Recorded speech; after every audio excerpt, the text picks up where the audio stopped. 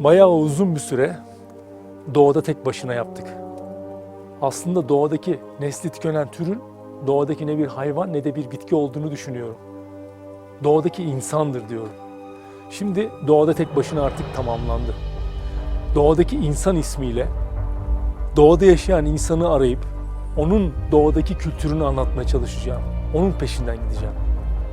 Yeni bölümler bunun üzerine olacak artık.